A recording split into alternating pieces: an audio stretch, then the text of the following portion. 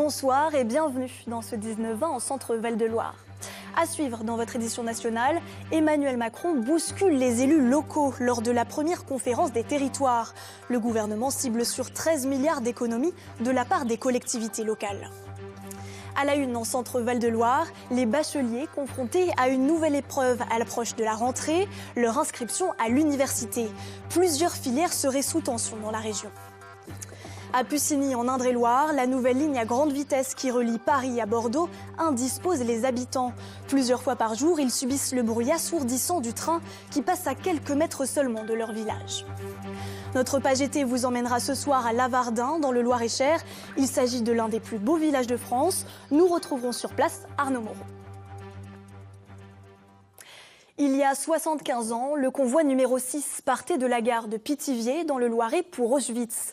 928 personnes allaient être déportées. Aujourd'hui, plusieurs commémorations ont eu lieu à leur mémoire. Elsa Cadier, Jamel Mouaki. Lima Hershkovitch, Samuel Hirkman, Boruch Himmelfarb. Le 17 juillet 1942, le convoi numéro 6 quittait la gare de Pithiviers pour le camp de déportation d'Auschwitz. 928 personnes, pour la plupart des hommes juifs, dont les noms résonnent encore, 75 ans après, dans la bouche de leur famille. C'est important pour ces gens, au-delà de la cérémonie, j'allais dire, officielle qui a lieu au mois de mai, qui est une cérémonie, j'allais dire, où il y a beaucoup de discours, de venir lire les noms, parce que souvent, c'était le dernier emplacement où les gens étaient sûrs que leur famille était encore vivante. Ces hommes, ils découvrent qu'ils arrivent à Pithiviers en ouvrant les portes des wagons et en voyant sur le fronton de la gare marqué Pithiviers. Pour ne pas oublier, dans un travail de mémoire, le Centre d'études et de recherche sur les camps d'internement du Loiret a mis en place une visite. Les familles viennent chercher ici des traces de leurs proches. Beaucoup manquent d'éléments. Ils savent que leurs proches sont passés par ces camps, mais sans savoir forcément tel détail. Donc ils sont très avides de détails, où c'était, comment ça s'est passé, de venir sur les lieux. À Pithiviers comme à Beaune-la-Rolande, entre 1941 et 1943, plus de 16 000 juifs ont été internés. 8 100 d'entre eux sont partis directement vers Auschwitz, dans 8 convois. 23 patients de la clinique Jeanne d'Arc de Gien auraient été évacués à Montargis, Orléans et le département de la Nièvre, et ce, à cause d'une rupture de canalisation. Privant l'établissement d'alimentation en eau, les sous-sols seraient également inondés.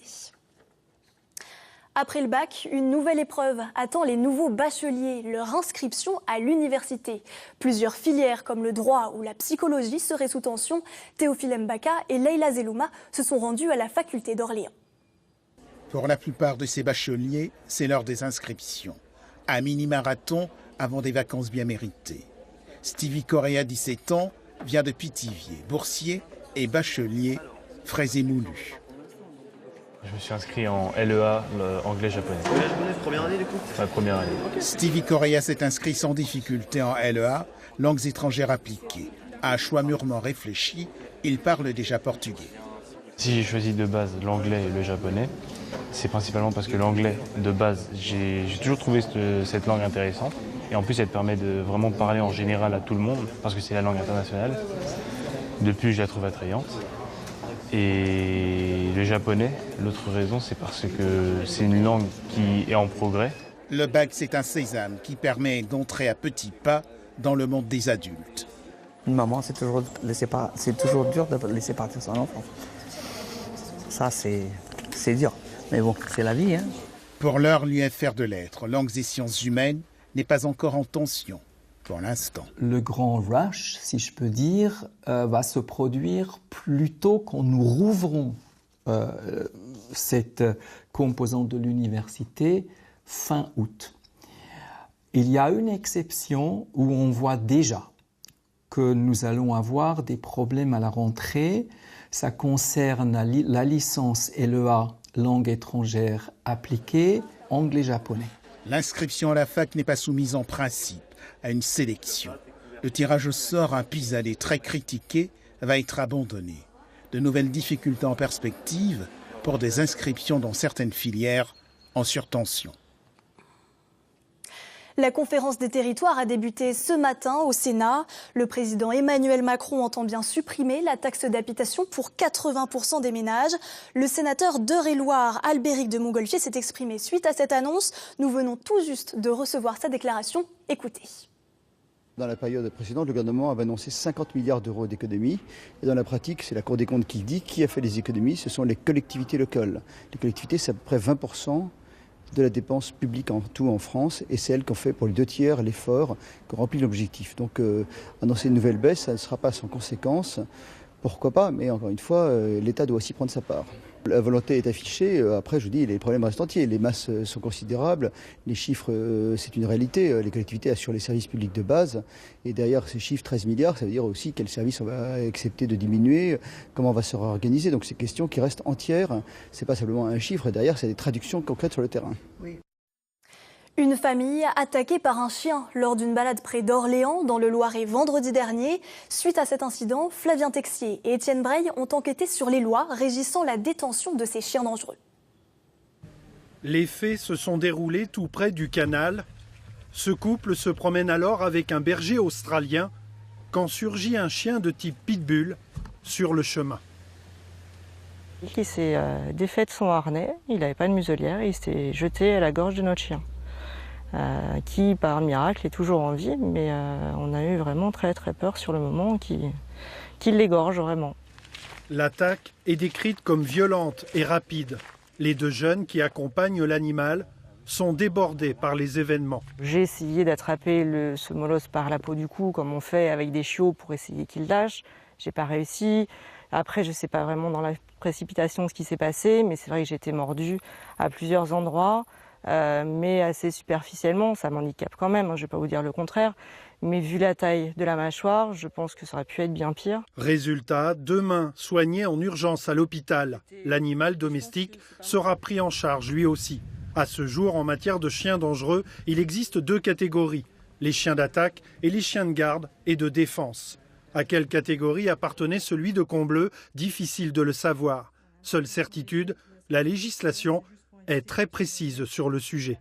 La loi impose pour ces chiens d'être bien évidemment identifiés, vaccinés, castrés pour certains, déclarés en mairie, avoir une assurance spécifique, parce que ce sont des chiens qui ont la réputation d'être potentiellement dangereux.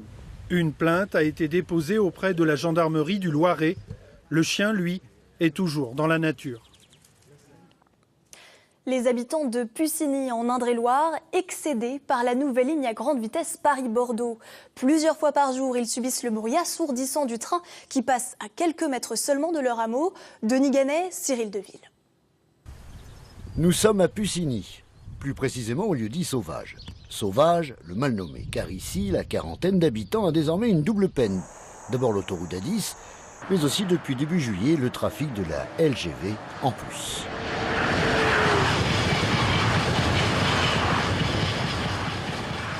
Christian, ancien cheminot devenu agriculteur, est aux premières loges et sa vie a changé. On a des nuisances sonores de toutes sortes, et puis on a des problèmes aussi avec les portables. Ce matin, je m'en suis encore rendu compte, quand il y a un TGV qui passe, ça nous coupe les portables. Et on a des bruits de résonance aussi. J'ai un collègue là, qui a un élevage à côté, il se plaint que quand les TGV se croisent, il a des vibrations dans son bâtiment. Pourtant, sur le papier, tout était bon. Surtout les murs anti-bruit. Oui, mais voilà, ils sont trop petits. Les murs anti-bruit, ceux qu'il y a là sont absolument... tiens, ben on voit là un, voilà. Donc vous voyez, voilà.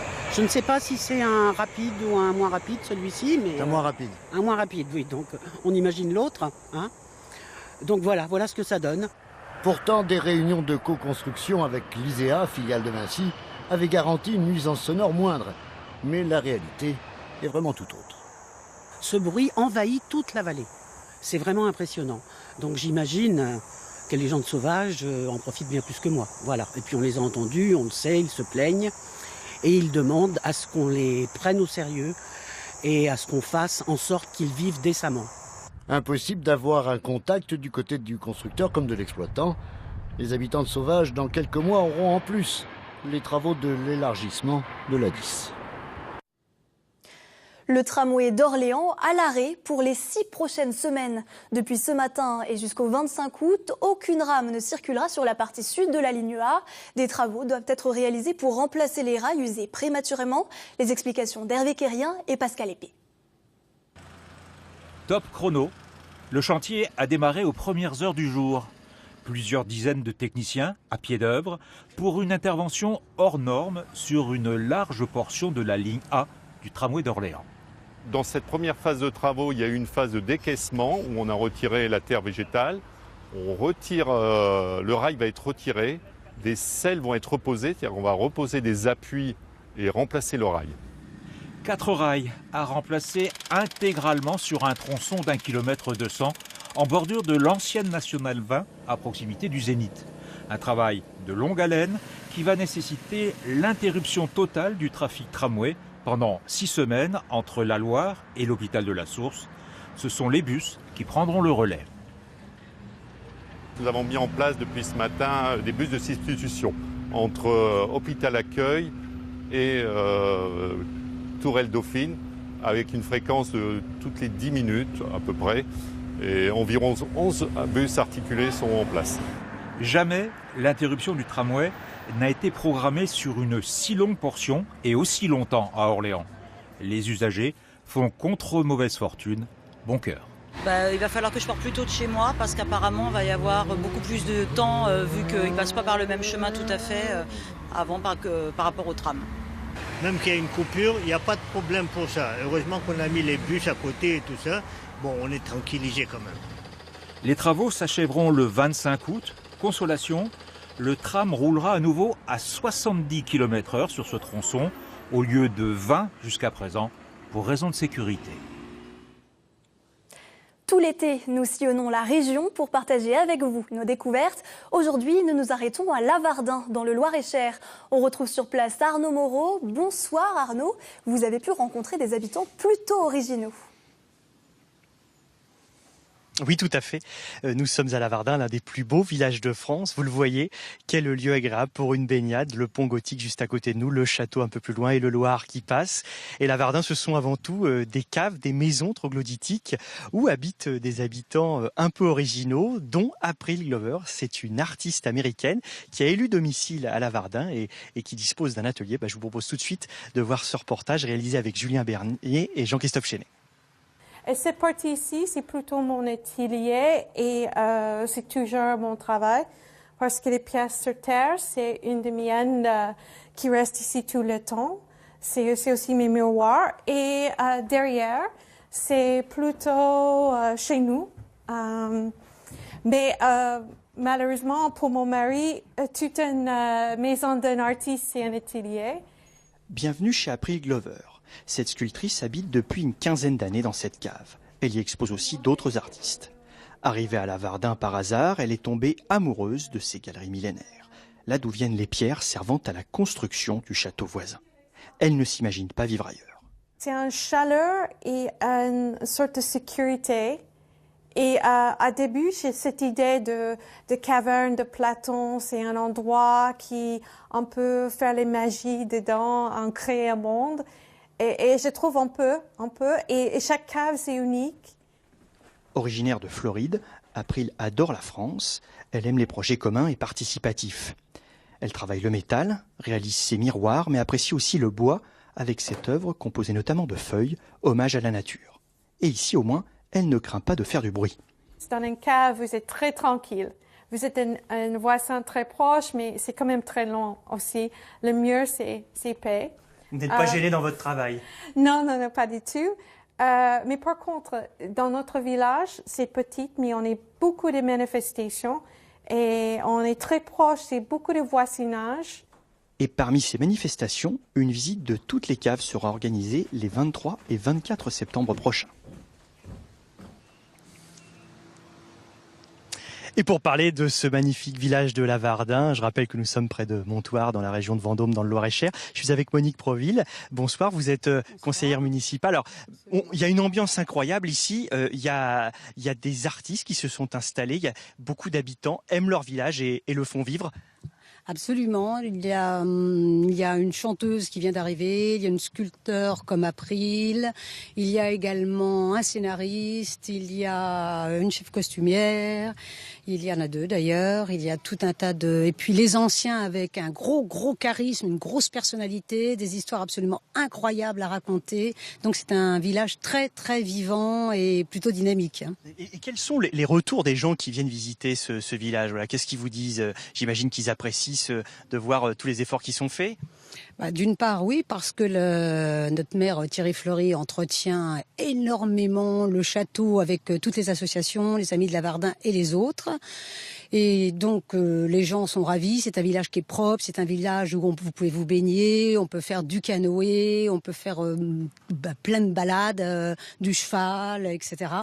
Donc voilà, et puis maintenant les nouveaux habitants sont quand même un tout petit peu plus jeunes, donc c'est une moyenne d'une 40aine d'années, donc ça dynamise encore davantage, par exemple pour la fête du 13 juillet, pour le... À propos de fête, donc un petit mot sur celle dont on a parlé qui va se dérouler les 23-24 septembre prochains. Alors la fête des troglodytes, la visite de toutes les troglodytes. Donc c'est une promenade, c'est portes ouvertes du matin au soir. Les gens se promènent, sont reçus par les habitants des troglodytes. Et en clôture, le samedi à 20h, il y a Colline Serrault avec la chorale du Delta. Donc dans l'église de 11e, 12e, qui est absolument sublime. Je pense que voilà. Donc encore quelque chose d'intellectuel qui ramène encore au village quelque chose d'important. Et surtout très agréable. Je crois qu'on l'a compris et les images parlent d'elles-mêmes. Merci beaucoup. Et donc, on vous invite à venir faire un tour à Lavardin tout cet été pour visiter ce magnifique village. Merci Arnaud et on se retrouve demain dans le journal. Le Tour de l'Indre des sports, c'est une quinzaine de disciplines sportives présentées aux jeunes du département le temps d'un après-midi. Une tournée qui passe dans 20 communes, petites ou grandes. Reportage à Ardentes, près de Châteauroux, Juliette Rocher et Mérac Movsissian. Tâter du ballon, gérer un diabolo ou viser les filets. Une journée pour passer du coq à l'âne. Voilà tout l'enjeu de l'opération l'Indre des sports. Tester le plus de disciplines sportives possible en un minimum de temps. On n'a pas besoin d'aller à droite et à gauche, là tout réuni à Ardentes, tout dans le même coin, du coup c'est plus simple. Nous en tant que parents, c'est vrai que ça évite de courir pour leur faire essayer. C'est mieux, en une journée on peut tout faire. À côté, le rugby fait toujours autant d'adeptes et l'esprit de compétition n'est jamais bien loin. C'est la première fois que tu joues au rugby ? Oui. Et comment tu trouves ça ? Un peu bien et un peu bizarre quand même. Pourquoi bizarre ? Parce que j'y arrive pas d'ici à le marquer dans le touche. T'aimerais bien en faire pendant l'année du rugby ? J'ai préféré quand même le golf.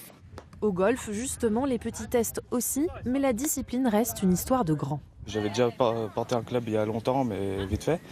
Puis là, taper les premières balles au golf, ça m'a beaucoup plu. Ça fait plaisir et j'ai réussi, donc c'est encore mieux. Depuis 15 ans et pendant un mois, les associations sportives de l'Indre sont mises à contribution pour participer à cette tournée dans le département. Le président Serge Descoux tient beaucoup à ce que toutes les communes rurales aient accès à cette plaine des sports. Et là, on va les chercher pour pouvoir après les ramener le 10 septembre à la plaine des sports. Tout le monde a le droit, ville ou campagne, de faire du sport. Le succès de l'opération se vérifiera au nombre de nouveaux licenciés des clubs dès la rentrée. Une dernière information avant de se quitter, un nouveau drame de la route tôt ce matin sur la départementale 2060 à hauteur de Donnery dans le Loiret. Un conducteur de 24 ans a trouvé la mort. Il était seul impliqué dans cet accident. C'est la fin de ce journal. Merci de nous avoir suivis. Vous pouvez retrouver l'ensemble de nos reportages sur notre site internet cvdl.france3.fr ainsi que sur nos réseaux sociaux Facebook et Twitter. Tout de suite, vous retrouvez l'édition nationale. Quant à moi, je vous retrouve demain pour votre 12-13. Passez une excellente soirée.